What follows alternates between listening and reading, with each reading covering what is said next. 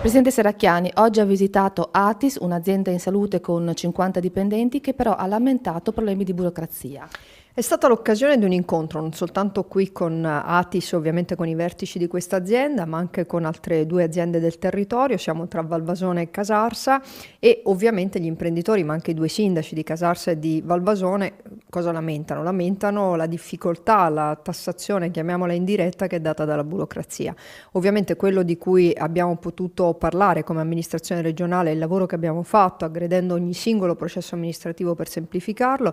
Ci sono alcuni temi, penso al tema ambientale, che è particolarmente complesso, e nell'occasione nella quale abbiamo con il vicepresidente oggi presente anche riordinato il sistema dei consorzi industriali e, se volete, delle aggregazioni tra imprese, riteniamo che lì ci sia anche il futuro dell'abbattimento della burocrazia, cioè alcuni temi possono essere affrontati dalle imprese tutti insieme, così abbattendo i costi e così riuscendo anche a rispondere ad alcune esigenze delle imprese stesse.